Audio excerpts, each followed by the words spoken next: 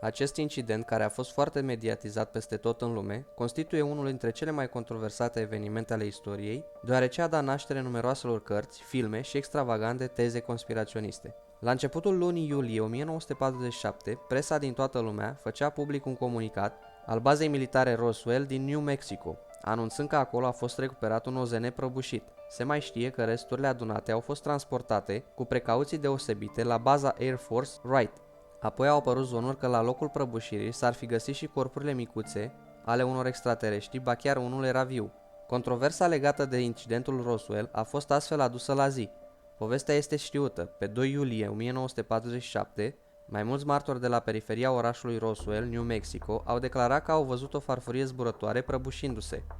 Mulți fermieri s-au deplasat la fața locului și unul chiar a apucat să vadă piloții umanoizi, dar sosirea militarilor de la grupul de bombardiere 509 din cadrul Air Force, cu baza la Roswell, a îndepărtat martorii.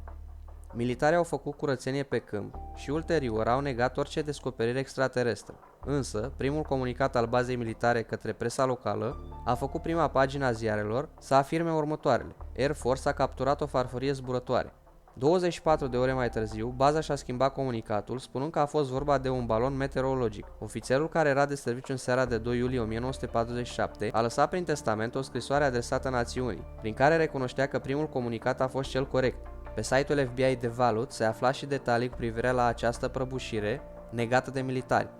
Nava era de formă hexagonală și era legată la partea superioară cu un cablu la ceva ce semăna cu un balon meteorologic, dar discuțiile dintre bază și ofițerii din teren lăsau să se înțeleagă că nu era o tehnologie cunoscută.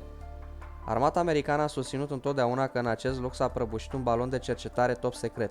Cu toate acestea, mulți susținători ai teoriei OZN-urilor spun că, de fapt, o navă extraterestră s-a prăbușit și câteva cadavre au fost recuperate și că apoi militarii au început o operațiune de mușamalizare. Incidentul s-a transformat într-un fenomen foarte cunoscut în cultura populară, ceea ce face ca numele Roswell să fie sinonim cu OZN-urile. Este de astfel pe primul loc într-un top al incidentelor cele mai mediatizate și controversate despre un presupus OZN. În anul 2008, Edgar Mitchell, unul dintre reputații astronauți care au luat parte la misiunea Apollo 14, a declarat într-un interviu pentru postul de radio american Kerrang că extraterestri au contactat Pământul de mai multe ori, dar că NASA a ascuns acest lucru timp de 60 de ani.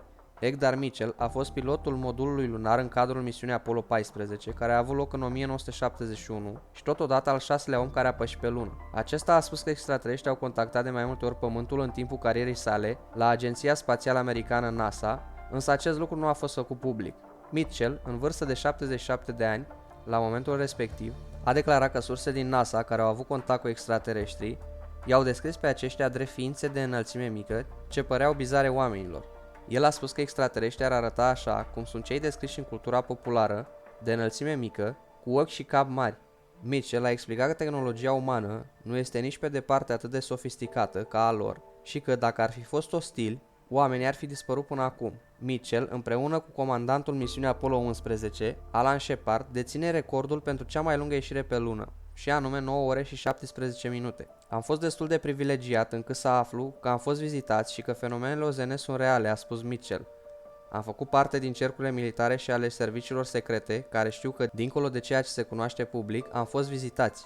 Citind ziarele recent, îmi dau seama că s-a întâmplat chiar de mai multe ore, a adăugat acesta. Fiind doctor în aeronautică și astronautică, a mai spus, referitor la celebrul incident de la Roswell în New Mexico din 1947, că a fost locul prăbușirii unei nave extraterestre reale și că fenomenele similare sunt în curs de investigare. Armata americană a susținut totdeauna că în acest loc s-a prăbușit un balon de cercetare top secret și de aceea oficialii NASA au reacționat rapid în urma interviului Mitchell printr-un purtător de cuvânt. NASA nu se ocupă cu depistarea OZN-urilor.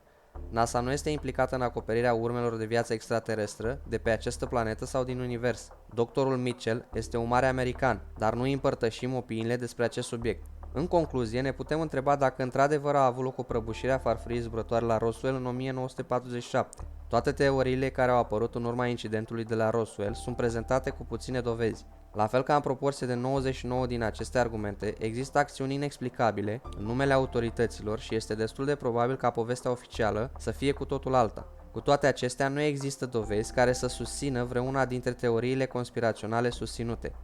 De un lucru putem fi siguri, există un infinit de posibilități. Până data viitoare, vă salut!